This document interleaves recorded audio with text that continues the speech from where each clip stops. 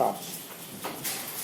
Sir, I was mentioning yesterday that the great expectation with which the budget had been presented have been believed so soon that one need not go into the question how far even the ruling party members would be able to claim justification for the statement that prices have been checked. My friend yesterday was talking here about the period of instability and indiscipline which had passed just before the present government took over. Indiscipline, instability, infighting, we are aware of these facts to the extent they plagued our party when we were in power.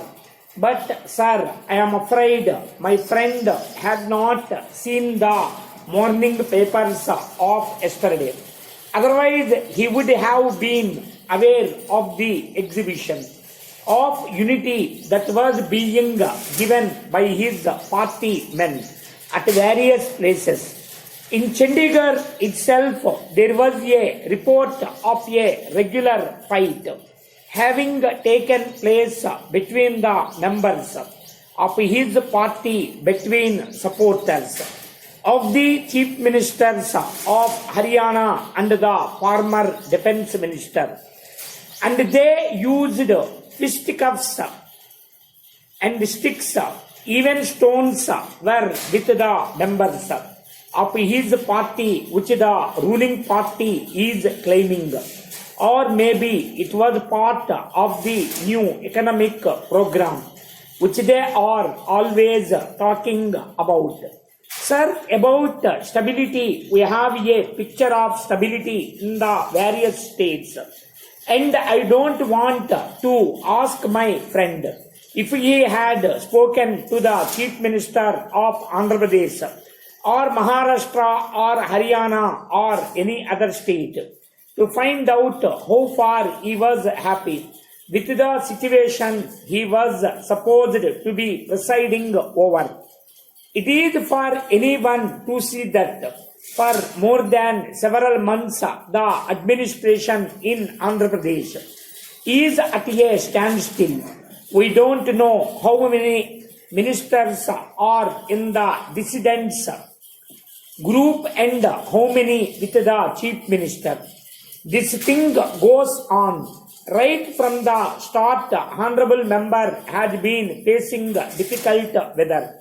In Maharashtra, although there have been explanations to prove and establish that there is no trouble, but people no more to believe in this.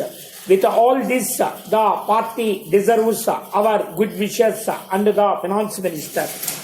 Our best hope in the difficult task that he has set himself to. It is not only a question of giving him lip sympathy or being apologetic for any word of criticism that our friends from that side may make. It is a difficult situation which has to be better managed. We were told that coal management had been improved during the last several weeks. Only yesterday there were reports that the South Central Railway has cancelled 21 trains because of shortage of coal. There are reports of mismanagement in the Food Corporation of India. There was a report in the Times of India that rupees 10 lakhs appears to have been lost because of dull, having been purchased at exorbitant price in Madhya Pradesh. All these are going on. Honorable members said that if the present government and party can't deliver the goods, no other government and party can deliver. And therefore he lent all his support. to the finance bill. There have been talk of a lot of problems being prevalent in the country after a period of 50 years. I only want to remind him that many of the problems that plague us today have their roots in the past. I was going through a magazine published by Indian Oil which carried an article on energy crisis. It is said that this crisis has developed over a number of years, and the reference it gives was that when the development process began to decelerate in the mid-60s, development of energy sector was neglected for more than all other sectors. Starvation of adequate investment was not the only thing, but this was the worst part of it. The pattern of development of energy resources and their utilization have suffered grave distortions, because according to that article, there was a switch to refinance on growing import of oil in disregard of all export advice and caution, and this led to the neglect of hydro sources. In coal, too, investment and production were allowed to stagnate for nearly 2 decades. Even after 1973 oil crisis, it is observed that steps to regulate consumption and import of oil and emphasis on indigenous alternative sources were given up. There was a decision to step up extraction of oil from discovered sources in disregard of technical experts and planning commission, which favored conserving our modest resources for future. These things started when the present Prime Minister was in power, and the result is what we face today in the form of energy crisis. The blame for this crisis can't be placed totally on the OPEC and oil exporting countries. Why I mention this is only to illustrate that mere goody thought or trying to be flatters of the leader, who happens to be shouldering the main responsibility of running the country, is not the best way of solving our problems.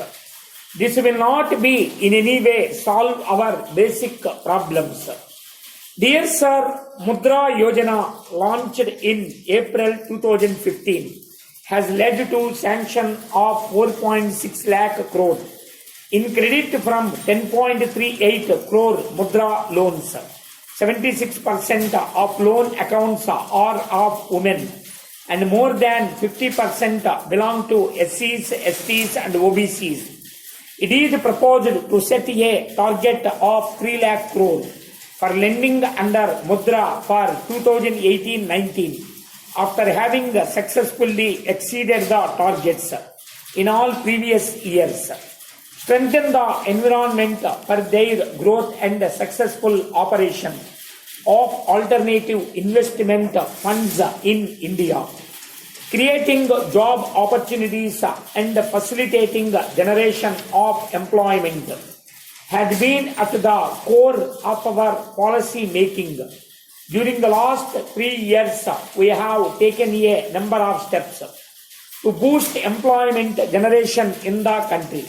These measures include contribution of 8.33 of Employees Provident Fund for new employees by the government for 3 years, contribution of 12% to EPF, for new employees for 3 years by the government in sectors employing large number of people like textile, leather and footwear.